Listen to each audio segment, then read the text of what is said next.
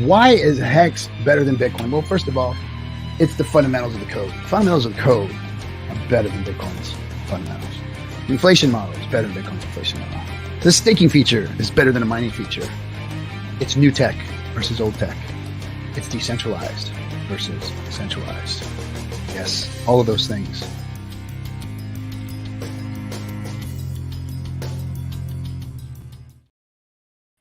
Ahoy, crypto pirates. How's everybody doing? Captain RG3 here. Chatting with the captain tonight. Going to be bringing on a community member that's doing things out there. I want to talk about that a little bit today and try and ease everybody up a little bit. Not that you guys listen to me half the time, any of the time, but I would like to say, you know, from being around here as long as I have been, from the beginning, doing this, talking to Hexicans, working in the background, building things for the Hex ecosystem, meeting Richard, knowing Richard, understanding a lot of what everybody out there is trying to do. I hope you guys will listen to me just a little bit and give everybody a chance to go out and prove themselves and do things. Because ultimately, you are responsible for what you do in your crypto journey. You're responsible. If you get yourself involved in a scam, that's on you. I'm not saying that those guys should be out there doing that, but if you can't recognize one or recognize a good opportunity or recognize good tokenomics or recognize good products, then stay away from all that stuff. It's your own fault if you're getting involved in doing that. Now, the reason I say the things that I say is because in order for us to get mass adoption here on PulseChain and Hex, we need to have a big tent. We need to bring as many people into this, as many developers, as many investors, as many people that are interested in this ecosystem and what Richard has done here to the table. And we can't do that by every time somebody comes to the table, slapping them in the face.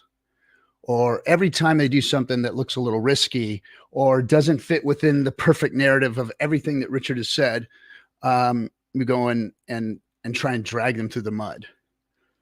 Now, we have our people that do that, and I'm okay with it. I like having our bulldog Hexicans out there. Don't get me wrong. I love them guys too.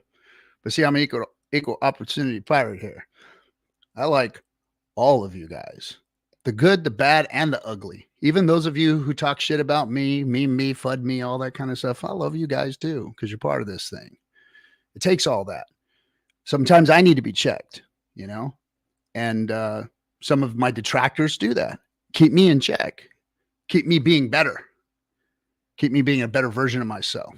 You know, I don't look at criticism or the backlash or any of that stuff as a bad thing. I look at it either for something for me to learn or something for them to learn and grow.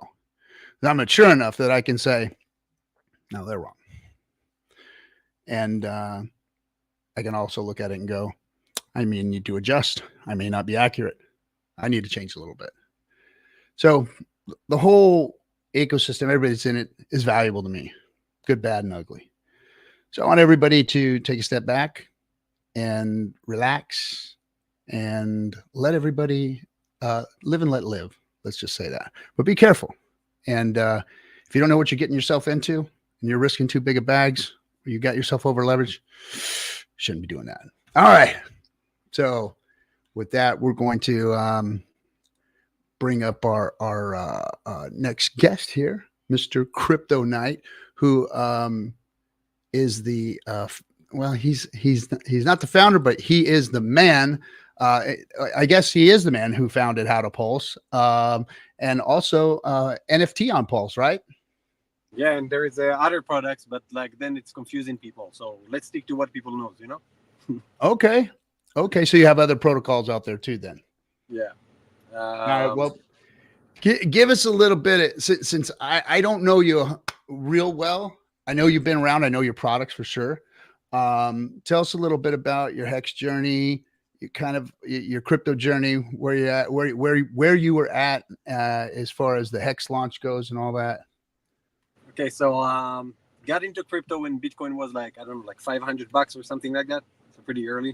Like I would say it's early, but compared to who? So like 2016, 2017 type of, 17. yeah, exactly, 16, 17, like the first like hype of like ICOs and all that crap. Yeah, fun times. Yeah, exactly.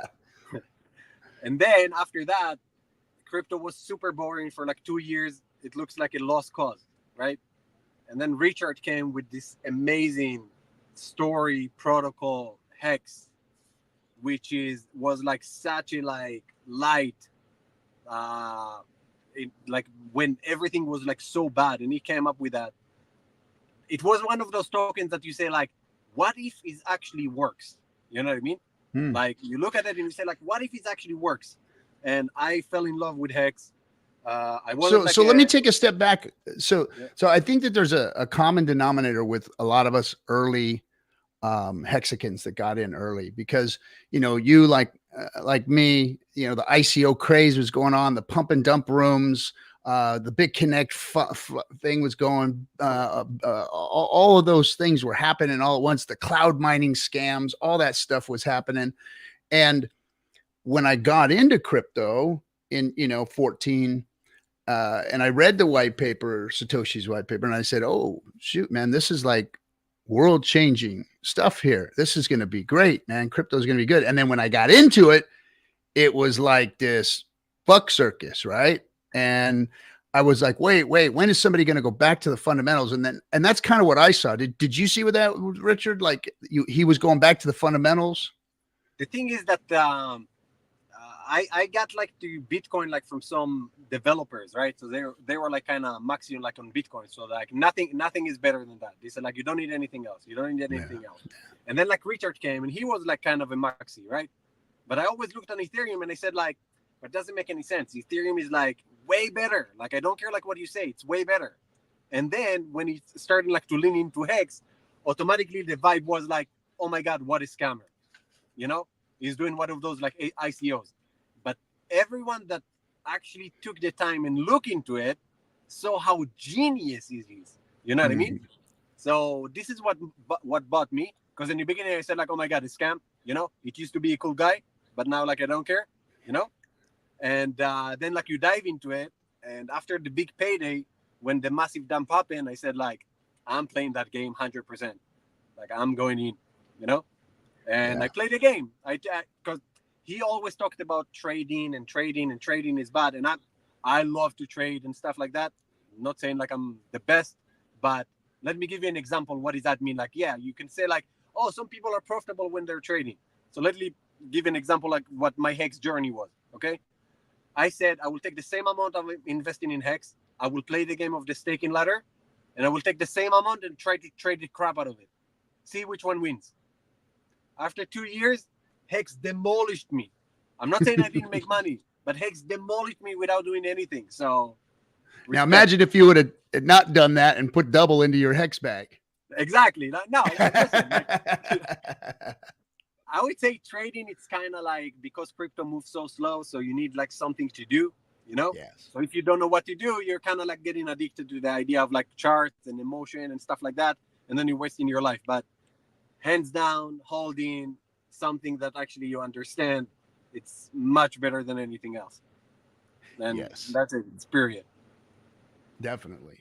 I mean, that's what Richard gave to us was you didn't have the need to go out and spend, money on learning how to chart, because that's where I was at. I was like, okay, I got to take some courses now. I've got to sign up for this guy's course and learn how to chart so that I can trade and be a better trader. And boom. I mean, I was on that path. That was like it. And I was like, you know what? I'm done with this. This is just, how can I even use the fundamentals of day trading when the whole space is just full of garbage and lies, cheats, and thieves, and a big circus. So I was really discouraged. But when Richard said, okay, all I got to do is hold this stuff and stake it, and it's going to create value, this was like, now somebody's programming this financial product to do something. There we go. That's what it is. Proof of stake, getting away from the proof of work model. All that stuff was just like, okay, now it's starting to make sense. Now it looks like advancement.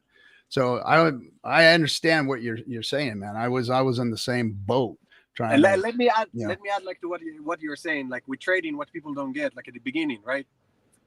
In the minute you bought or sold something, you're getting attached and you want things to happen fast. So your emotions is starting like to play with you, right? Because you're not buying like $100 or something like that. You're buying like money that you not allowed to lose. And then you see like big movements, but you don't let the chart play ever because you always look at it. So every time you see like different picture, but like overall it does like what it needs to do. You know what it needs to do, and you still don't listen to yourself. And that's like a roller coaster, right? Because you say like, oh my God, I will sell here and I will let it go. Day after you say like, oh my God, I have to buy in, you know? But you just said you're gonna sell, you know? Yeah. So like it's kind of roller coaster. And another thing like I want to add to it, every time people say like, oh my God, I sold the top, you always will look on the chart to see where you're gonna go back in again. So in the minute that you have this mindset, you're attached to chart without even playing the chart, and this is disgusting. So forget about it. Buy stuff that you think are good. Take profit along the way because you need to, but don't trade it because you think you're gonna trade. You know what I'm trying to say? Yeah, yeah. It's the gambling nerve is what it does. It Exactly. hits that gambling nerve, and it's addictive. And people that have a tendency to have addictions, it's really bad for them. You know, we've seen many people, you know, in this space get wrecked that way Oh, by turning it into a gambling addiction. And you know, and that's the one of the things that I really liked about Richard was he was talking about, hey, don't get into that degen behavior. You know, we want to try and discourage that and get you away from it and save you from yourself. yeah. Because even day trading in the stock market is difficult, and a lot of people don't make it. You know, and you know, No so one makes it. using No. trying trying to use those fundamentals in this market is absolutely crazy. You know, it's just crazy. Let me tell you a secret. Okay, like I'm a coder. I'm a programmer, right? And I build bots, unlimited amount of bots. Okay, so I'm not trading like the traditional one. Like I literally doing stats, backstake, tracking like the back chart to see like what happened if I did it like since 2016 and stuff like that. You know what would happen with my trading program. So like I'm checking stuff. I'm not like just like going random. And no matter how you flip it, if you take $100 or $1,000 and you put it in a trading bot, the best you will get by the end of the year, and I want to see like someone prove me wrong, it's 160%. Okay, 160%. Now, that's not enough. Why is that not enough? Because just by holding a token that you know, it can give you way more. So instead of like trading stable, you actually stick to something that can do way more multipliers without all that crap, right? On top of that, when you're trading or day trading, people forget about the slippage, right? Because you can't just take $1 million and trade it. You will have to take way less money and starting to trade it. And because you do that, your profit margin is so small and they're not worth it. So if you don't know what you're doing, don't do it. And then there's taxes. And then there is taxes. Exactly. And then there is taxes. You're right. And No, a lot of like, traders don't understand that, and they get themselves into that position. And you know, and to legitimately try and make money doing that it's a tough racket. I don't know how anybody makes it or survives. I mean, I think it's more of a lottery ticket where a couple of guys have actually done it and done well and got lucky on top of, you know, all the work they did. And there's a lot of them that didn't get lucky. And even though they did a lot of work, they just got wrecked. And but there is no, you compounded. cannot get lucky forever, right? So even if you got lucky this bull market, there is the next bull market, and there is the next chart, and there is the next coin. So it's never ending game. It will get you at some point. At some point, your feeling will step up. You will mess up. This is why people are using bots, because they don't have emotion. So they just said like, do this all the time. I don't want to look at you. Sell whenever I tell you, buy whenever I tell you, and that's it. Don't do anything else. And this is like how, if you have a plan in mind. But the problem with people, they're trading the chart and looking at the chart at the same time. So your mind changes every single time. It doesn't matter how strong you are. It doesn't matter like what do you think. You need to stick to your plan. And if you left 1 minute away from the computer and missed opportunity, your emotion like starting to flip, right? Yeah. So it's kind of like it's a never ending game, man. It's never ending game. It's a fun game sometimes. You know, you win, you lose. It's like casino, but it's like poker. I would say like it's more like poker than casino, because you kind of have a hedge if you know what you're doing, kind of, but not much at all. Right on. Well, let's get away from all that early talk of the nightmare that we went through in crypto together. Now that we're here in the Hex Pulse ecosystem, there's a lot of good stuff going on. So, what was the first thing that you programmed within the system and brought to the community and tried to make everybody's lives a little better? Okay, so at the beginning at Hex, I actually contacted Richard and I said like, why is your Hex site looks like a scam? You know, it looks bad. So I built like the homepage for Hex, and people like liked it, but he didn't go for it. He went like for the other one that you seen, like I think like before this one that was, and that was the first thing that I tried to do. And then I said, why don't we build a blog about Hex, because you already have like a strong domain. At least like we're gonna educate people on top of Hex, and we're gonna be like strong in Google, so like there is no scams, because Hex is strong enough, you're strong enough, and now there is blog educating about crypto. You cover all the scams, like no one will fall into scams. He didn't go for that, and then PulseChain came, so I said, fuck it, I'm gonna do how to pulse. I'm gonna make sure that no one will fall into scams, and I will rank in PulseChain on Google, and whoever fall on PulseChain, good for him. Whoever looks for education will fall on my side. I will make sure they're safe, and I will educate people for free. And how to post been here since PulseChain launch, and we educate people like during this time while building like other products. Never stop. So that was like the first thing. That was the first thing that we did. Second thing we did is we built that. We wanted like a protocol that actually generate fees. And everybody jumped on like OpenSea stuff. Oh, I will fork OpenSea. I will fork OpenSea. We said, yeah, we will fork OpenSea too.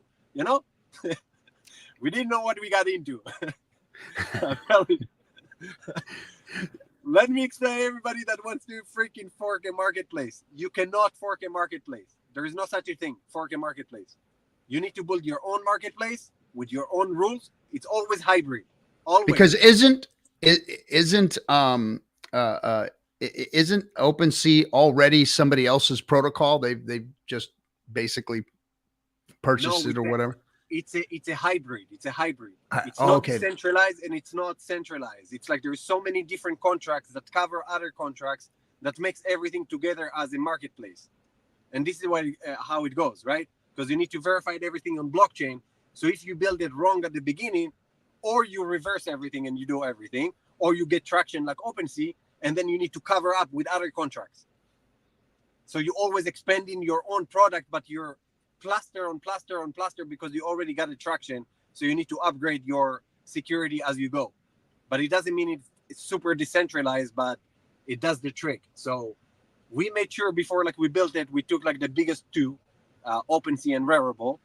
We scraped the crap out of them, and we choose like whatever is best like for this thing, like as the beginning. You know what I mean? Like what people will want, that if they come to PulseChain, they're not gonna look at it and say like, what the heck are those people think they're doing? You know? Because if they are coming from OpenSea, which is like super solid, and coming to PulseChain and seeing something crappy, they will never stay here. Why do you need this shit? You know, product is crap. So so sell me on the idea of NFTs, because I'm going to be honest, you know, you can't wrap your hand around it. I get it. When no, it's not that I can't wrap my head around. I mean, I see the value in, let's just say, what Alex from Hedron has done with the NFT protocol. Yeah. So I see the value in that. And I also see the value in artists being able to use the protocol, the NFT protocol, to keep their own artwork, to keep their own property, their intellectual property, their creative property, their own. You know, and I see PulseChain being a great you know, medium for people to grow and develop and keep control of their own content. So give me like your elevator pitch on why should we even be, pursuing NFTs other than if somebody's using it for, protocols like what Alex has done. Okay, so first of all, NFTs, because it's an art. Okay, take for example, I will give you like a real life example. Okay, let's say you go to Amazon and you go looking for mugs. Okay, and all the mugs looks the same, right? But there's some of them that has like written stuff on it, right? Let's say like love my wife and all that, like whatever, like some terms that like, oh my god, this is amazing, I will buy it, right? So art has no you don't need to scale art. If people like it, it's game over. They just like it.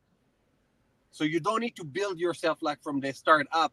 You just like buy what you think is beautiful and what everybody else thinks is beautiful. Let's start with that. Okay. So this is like on the artist perspective. The second perspective is like NFTs, unlike tokens, can tokenize the community itself. So if you want to deliver an idea and you have a community and you have like some type of army behind you, and you want everybody like to recognize as the same thing, NFT is a great product for that, because you let all your community to be part of something bigger while not showing their face, and they have something that they can prove on the blockchain, and they're part of a bigger community, easier to see, right? So that's like another like aspect of that. Then we started to evolve like with the utility for NFTs, right? People are starting to say like, okay, I have a community, everybody holds that, so I should reward them. So NFTs become big for people that has a community. Let's say like a DJ, for example. DJ can come create a collection and say, whoever holds my NFTs have access to all my events, right? Okay. Then it's become like some type of receipt. So I'm not saying it's a decentralized thing, but it's a way to tokenize a community in a better way. Now, selling with art and selling a token, it's way easier, like to sell with the art itself, because it's already in art. Like if people looking at it, they got it. Like in a minute you mint it, you have it in your wallet, you feel like you got something, and then you get it's like a coup. It's like a coupon. Yeah. So it's like a coupon that. Yeah. So you get the image and you call it like, oh my god, this is the image, just a JPEG, whatever, right? But then the owners can build on top of that, and this is what drives like the market. And this is what, okay, gaming is a big industry. Like it's better than movies and better than songs, like 10 times more revenue, right? All the gaming, in a minute that they will go like more into NFTs, what will happen is they will create their own NFT collection. That just if you have that NFT, you can get those like crazy swords or like whatever inside the game that they can play with. Which I remember that coming out there was a game that I supported with my company was Counter-Strike, and they started building skins for those early on, way back, and those were NFTs from what I understand. Yeah, exactly. So there were NFTs, and then you can trade them on the market, what you can do before, right? Like let's say like you have a game, you have to buy it from the company itself. But now that it's an NFT, you can sell it across chain to different people, and all of them with the same card can join the game and enjoy the same thing, which wasn't before, right?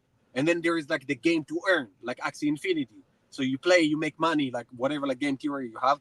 But like Richard said, like you get sick of games. And then there is what we created, which I will expand on it right now. Okay. Yeah, go ahead. What we created, it's called Crypto Bums. Okay. We created a product that generates revenue by itself. Okay. It's already generating like revenue because there is volume happening, whether you want it or not, right? We created two products of those. One of them is NFT generator that help you generate the collection itself. One of them is the marketplace itself when you like buy and sell NFTs. Both of them are revenue generating product that you can promote with ads, and Google won't tell you like, oh my god, you're promoting crypto. And the Crypto Bums, the collection itself, whoever holds it holds 40% of the fees that getting generated. So you're saying we can maybe hide crypto behind NFTs? Exactly. That's exactly what I'm saying. It's a way to promote.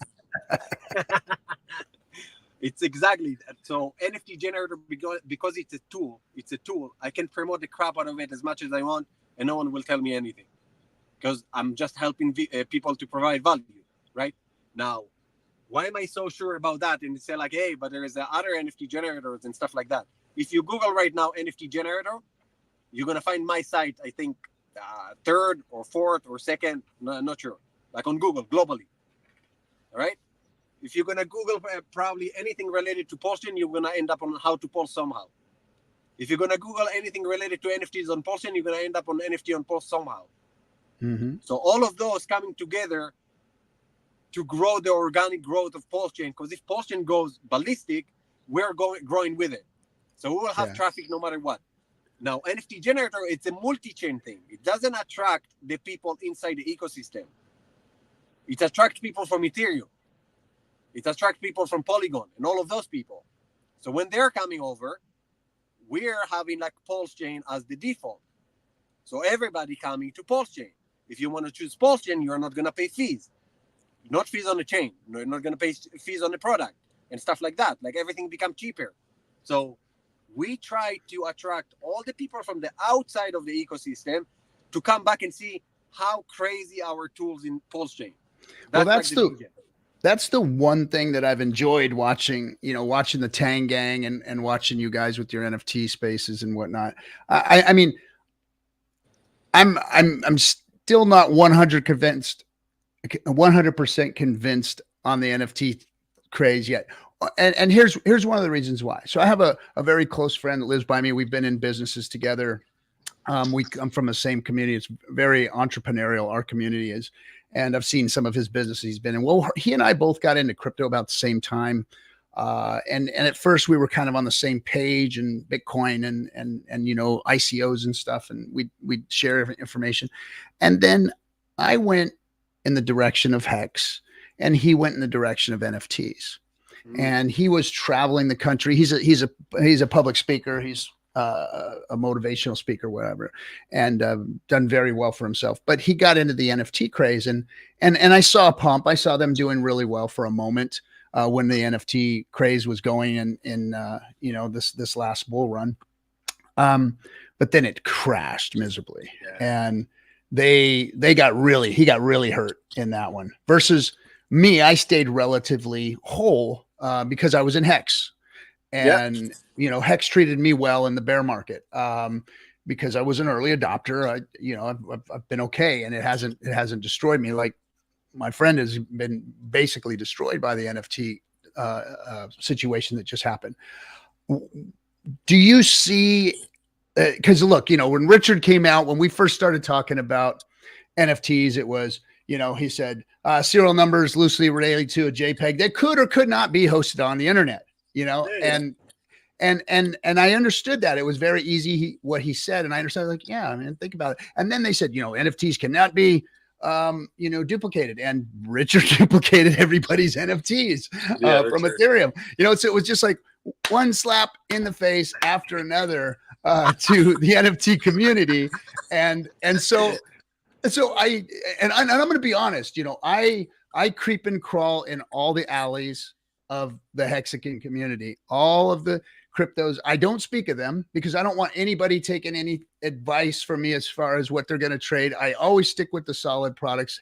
Hex is the GOAT, period, end of story. Pulse and PulseX are suspect because they haven't proven themselves yet. Hex to me has proven itself, and I can speak to Hex and tell people that if that's what they want to get into, they're doing the right thing because it's the best thing in all of crypto. It's better than Bitcoin. Hex is better than Bitcoin. However, I even got my own NFTs. I've went in and bought some of these NFTs on the PulseChain. I got to admit, and I've been to your site to look at them, and see things there. So, tell me what you see coming. What do you think is going to happen? What does the NFT space look like? I'm sure we're going to see another bull run with NFTs, but tell me your take on what's going down.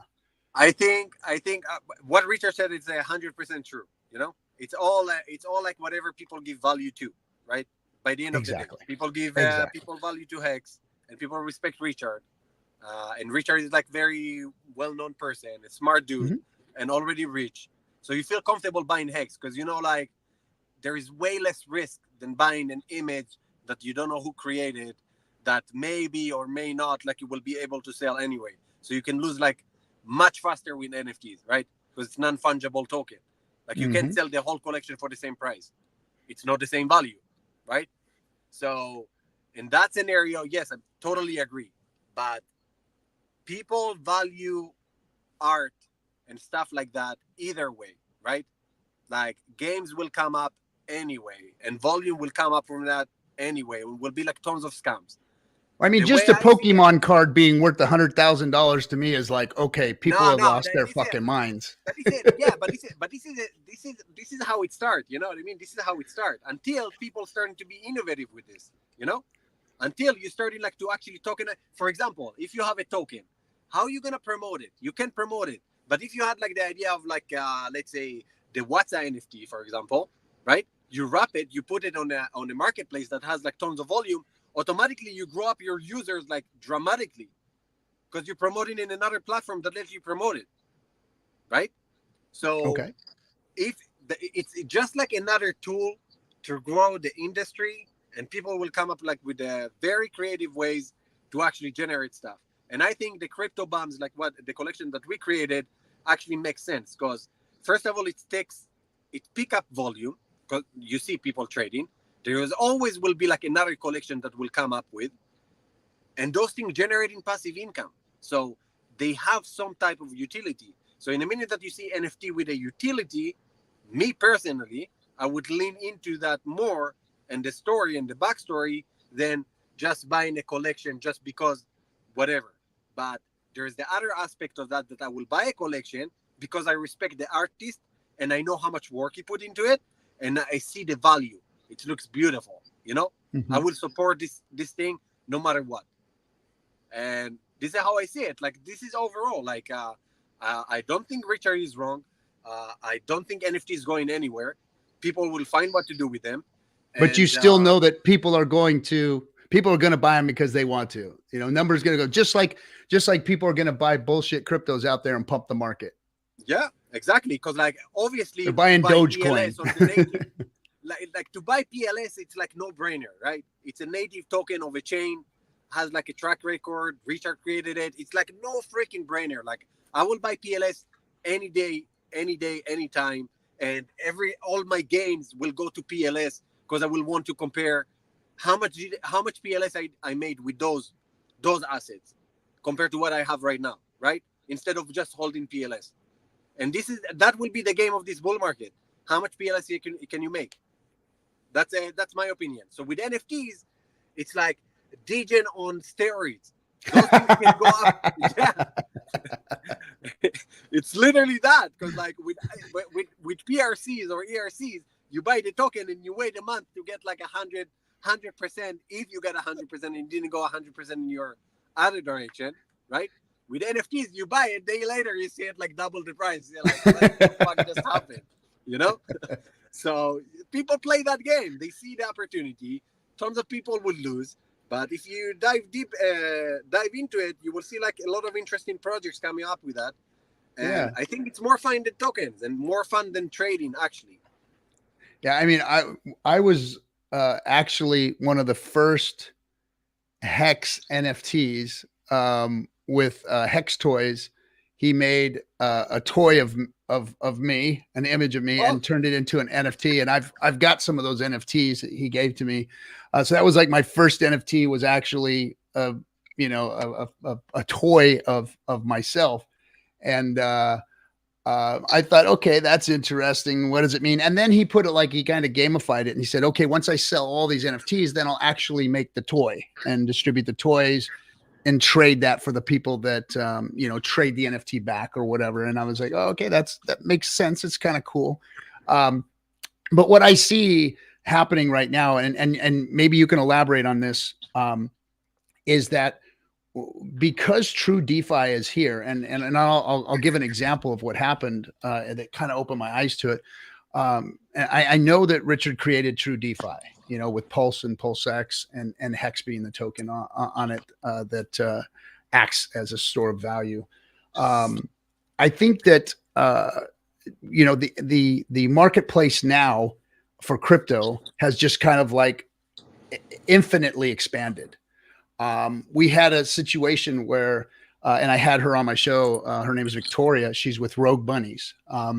They had to get away from the organization that they were working with, which was the Playboy organization. After Hugh Hefner left, things had changed and they didn't like what was going on. So they decided 77, I think, of the women decided they were going to go and create a whole new marketplace for their art, and so they changed it up a little bit, made it a little more classy, where there was, not complete nudes and they were just sexy photos of the gals. And they made NFTs out of them. And they went out and tried to market this out on some of the other blockchains. And it was too costly. Some of the blockchains didn't work properly. They didn't have any embrace from the community or the foundations of those other blockchains. So they were kind of dead in the water. And then somebody brought the project to me and said, hey, could you help them to maybe get migrated over to PulseChain? And so this is what I really thought was cool. And it's not so much the NFT thing and the whole deal myself, like I said, I don't buy into it a whole bunch, but what I saw was here were artists that wanted to have control of their content, to take it away from the powers that be that were screwing them over, or making things difficult for them. And we migrated them over to PulseChain like that. And the key to that whole thing was the Tang Gang, because the Tang Gang came in and said, hey, check this out. We're not going to charge you anything. We're going to come in and help you 100%, bring your content over and show you how to keep it. And they did that with open arms. And I love Tang Gang.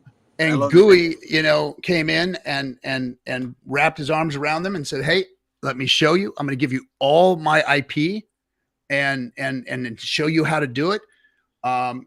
Throw the Tang Gang a bone for helping you out, throw them a free NFT or something, something you guys create, your own equity that you have. You don't have to come out of pocket. Just give us an NFT to pass out to the community. And we're here with open arms to help you. And I thought that was very cool and a very interesting model, and proved that PulseChain, the value of PulseChain to communities like that. What's your take on that?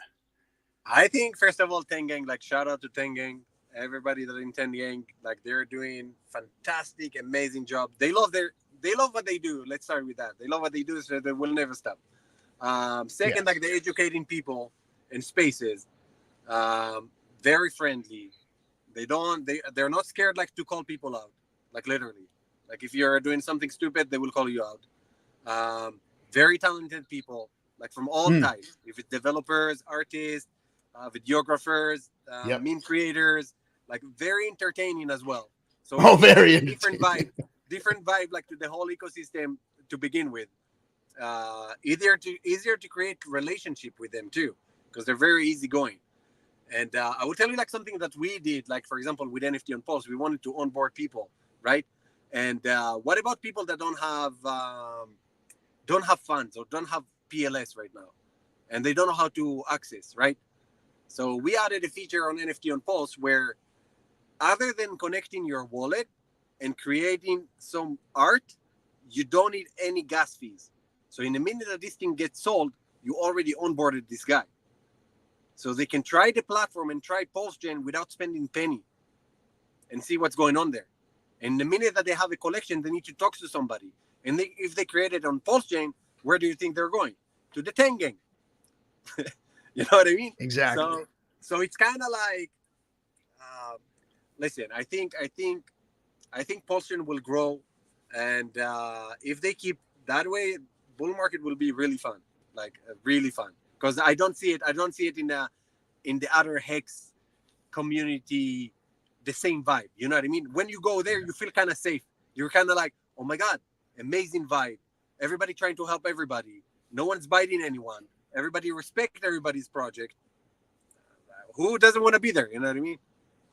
Yeah, it's a lot like the art community. When you go in there, I mean, they all have a lot of respect for one another, respect for the new people coming in, respect for the information that they're passing on. I really, at first, when I saw the Tang Gang come out and whatnot, I was like, oh boy, here we go. Another freaking, inner community, bunch of weirdos. What scammer is going to come out of this shit, and that was my first reaction to it. And then, of course, I seen some of the people who are involved, and they're my friends. They're people I trust. They're people that I've worked with. And I said, okay, well, let's see what Scooter does here and how these guys do. And so, you know, and Tangent, who's a freaking dear friend of mine, he was in there, you know, blowing the whistle and all that stuff in the Tang Gang. And when I started listening to them and listening to their vibe, that was it. It was the vibe that caught me. It was like, man, these guys are pirate as far as I'm concerned. And they're having fun. They're doing good stuff. They don't give a fuck.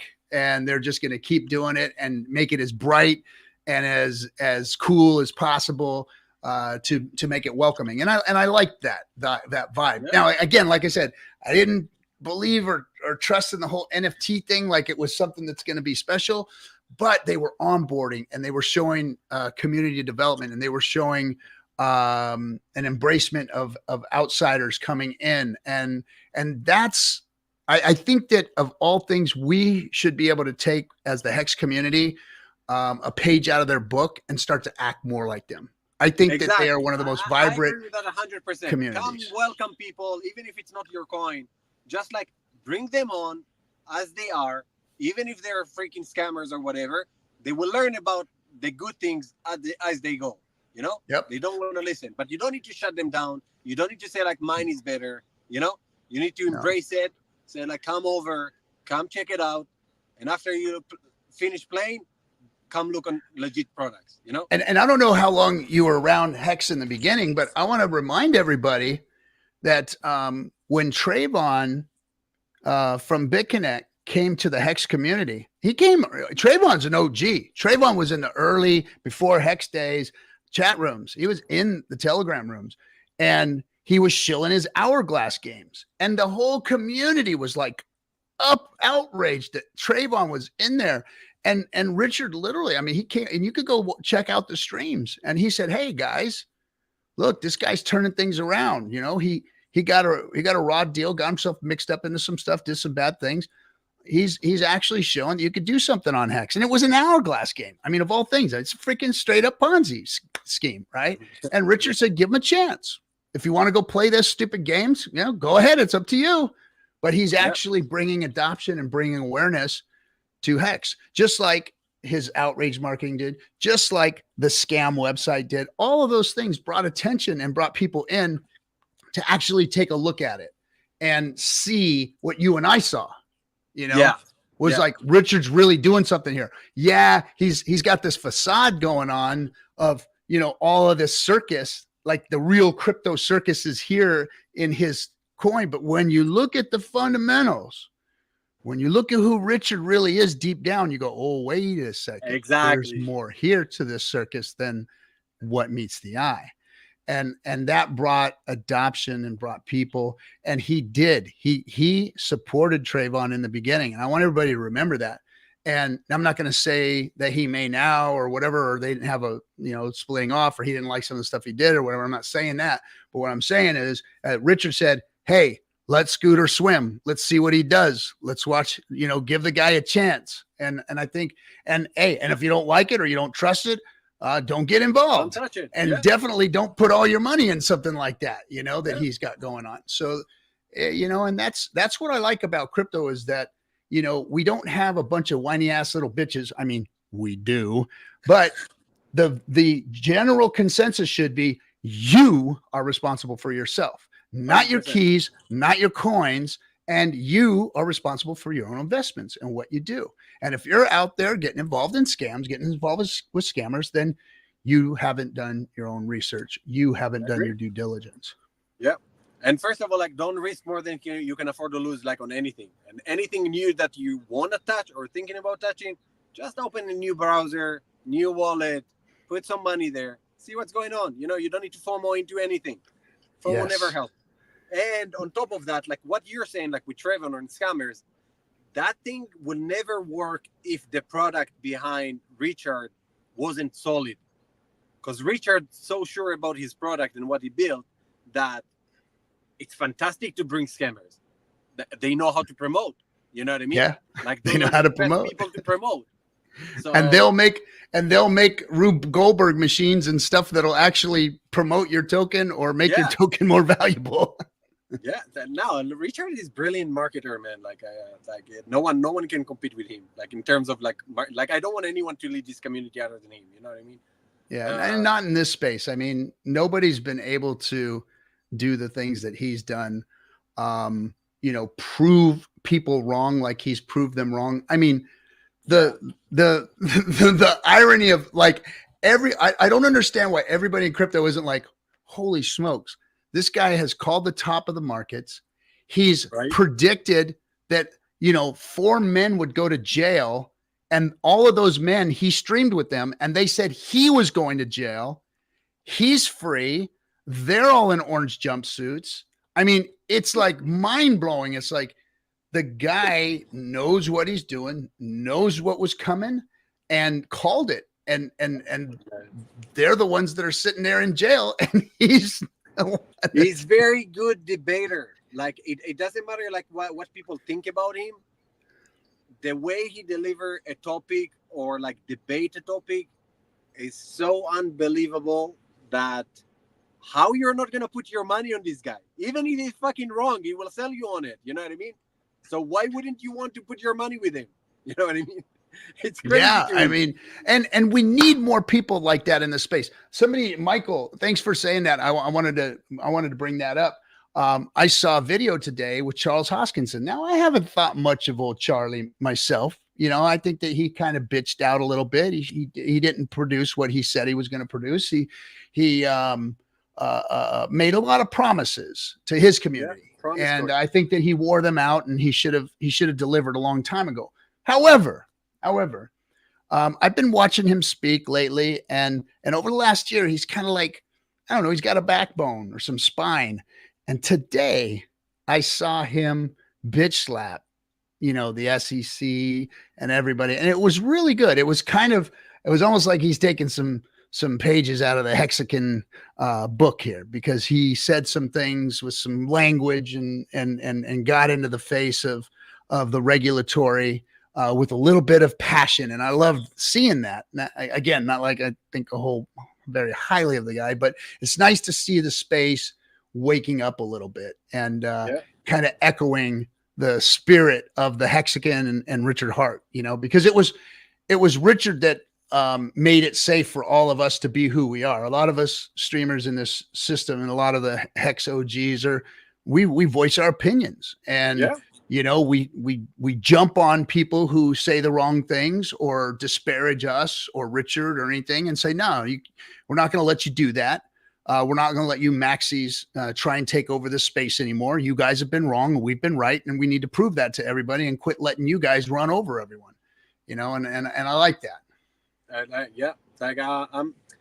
I will tell you that, like, all those chain, like Richard is such a brilliant dude, man. Like, for example, Cardano. Okay, what did Cardano wanted to solve?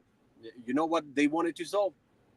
They wanted to create a blockchain that deals with the functional programming. That means that every function, it's a small function that 100% works. So it will be the most secure thing ever. So you have like a lot of like developers working on it, and that will be like the best blockchain ever. But it was like so complex, and Solidity like took off like way after, and he already shared this with his whole community, like all the tokens. So like the big money couldn't join in because they didn't have any way to cash out. So that's like stayed like kind of like in the background, but they still have like a community. Solana, for example, what did Solana solve? Solana solved the idea of sandwich attack. Okay, with Solana there is no sandwich attack. They solved that problem. So financial industries or like other like protocols can build on it and not worry that someone will pass their transaction. So that's their value proposition. But Richard, what he did was brilliant. He saw that like Ethereum has a high gas fees. Vitalik screwed him over with the gas fees because he just built a fantastic product. And what people do, try to destroy him. Then he said like he will fork PulseChain. Everybody that has MetaMask, there is no one chain on earth that layer one that's easier to access than PulseChain. If you have MetaMask and you got used to it, he got all those users right away. Cheap fees, same chain, better community, period. With the Solana, Cardano, and all of those things, go download a wallet, Go play with this. Go do that. Don't want to do it. I got On a used to ghost chain. MetaMask. Leave me alone. You know.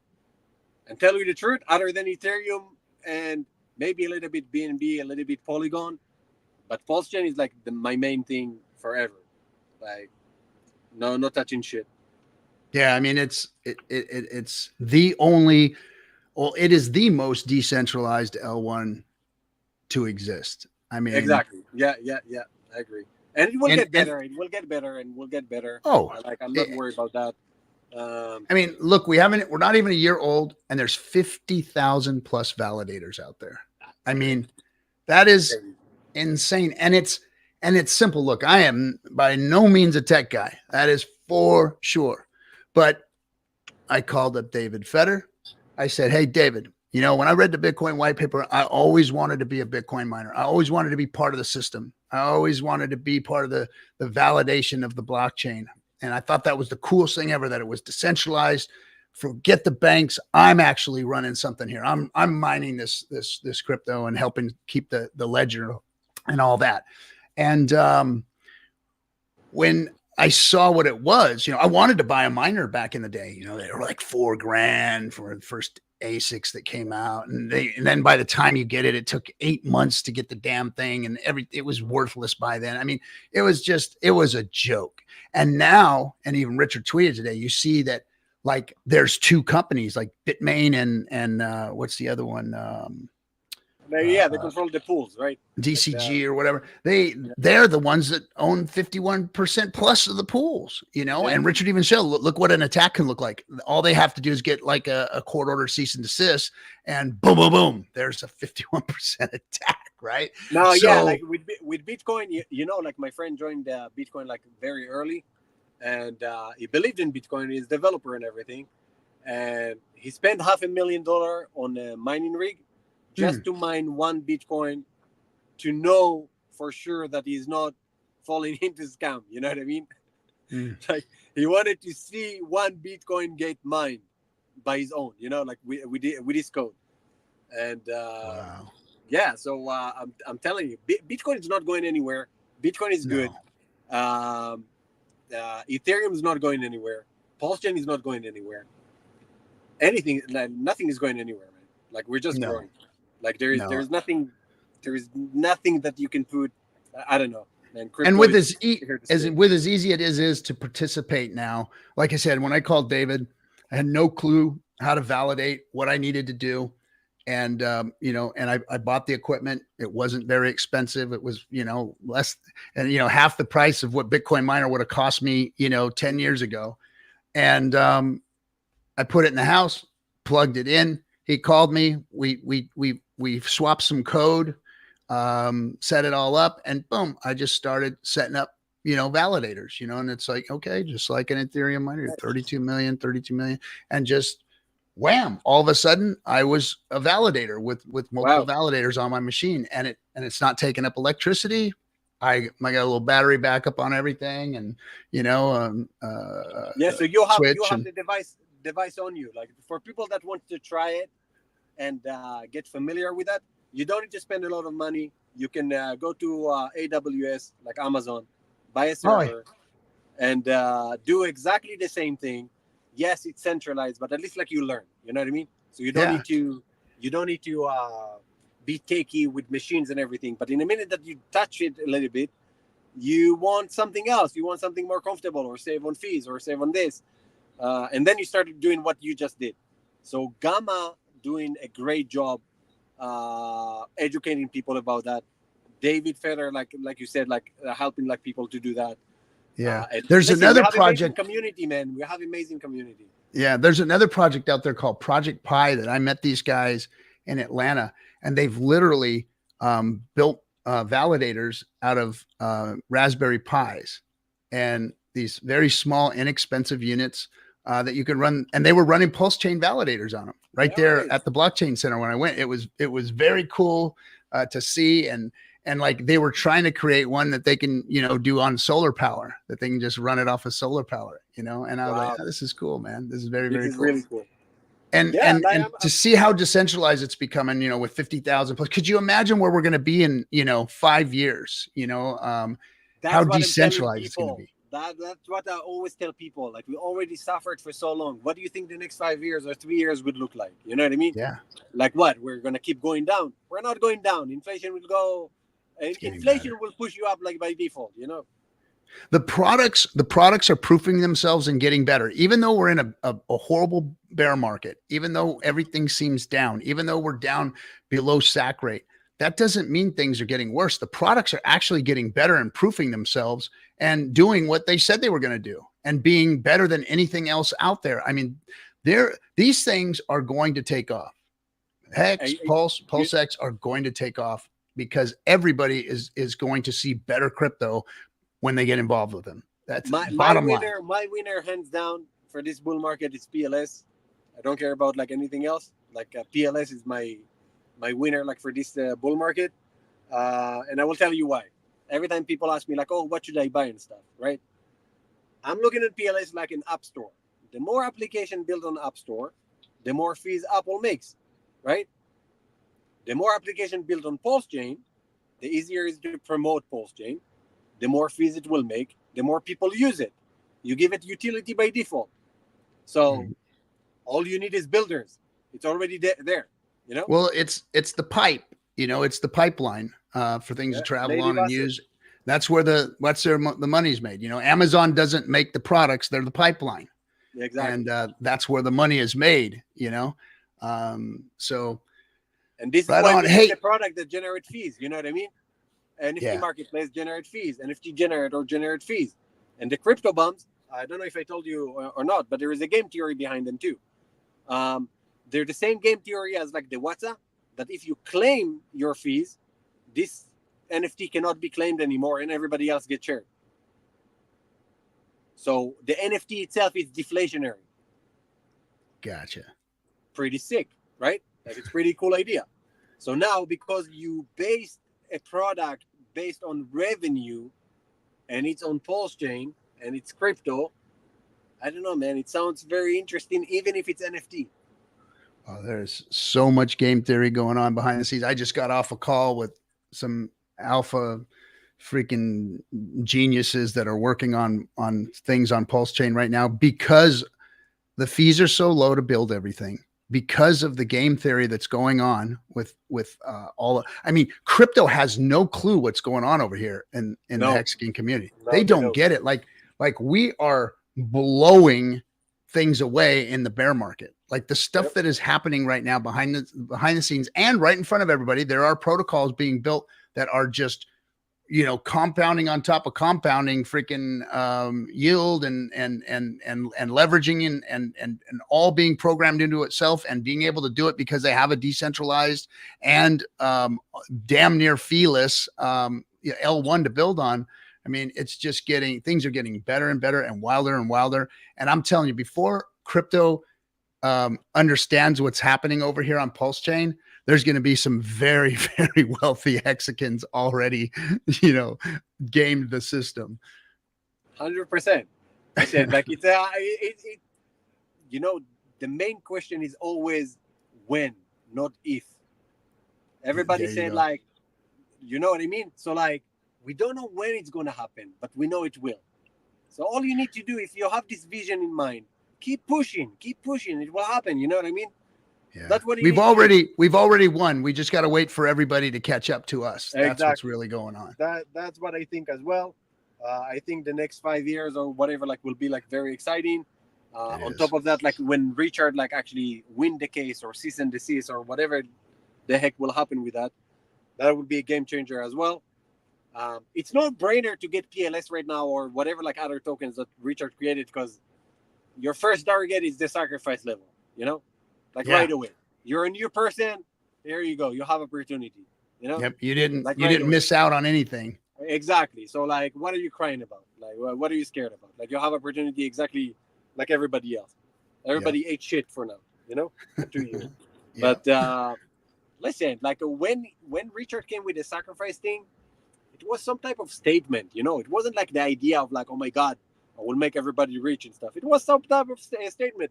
We know that he can do good things with the money, other than like other owners that will just like take it or do, and they don't know what they're doing or whatever. Because he proved himself with Hex, right? Always up, always good, your own keys, your own this, 2 years, everybody trying to bash him, and he still came up like the best, you know? Yep. So what? Now you're not going to give him money to do other shit? He's saving you all the fucking headache. Yep. What? You think like people think like building a product is so much fun? Dude, like you need to do so many things. You need to think about so many things. And on top of that, you need to gamble that people would like what you actually build. You know what I mean? So it's and it doesn't get broke somehow. Yeah, like man, like it's crazy to me. Yeah.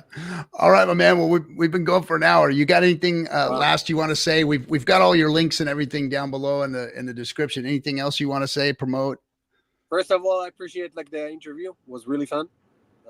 Nice meeting you. And shout out to the Tang Gang, Pulse Punks, and take a look at Crypto Bombs, man. It's fun, it's good, and I promise you, like we thought about it a lot. Pretty simple game. You don't have to risk your house, but support the team. We'll come up with crazy things. I'll go over there and DJ and get me a bum. Don't wipe your bum with it. All right, my man. Thanks for coming. Appreciate you. All right, everybody. Right, we'll catch you later. Thanks for coming. We'll see you on the Friday night hangout. I think we might have something else on Wednesday. We'll see you. Take care.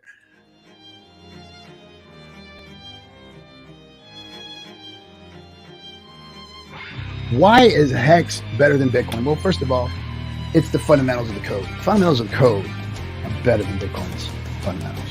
The inflation model is better than Bitcoin's inflation model. The staking feature is better than a mining feature. It's new tech versus old tech. It's decentralized versus centralized. Yes, all of those things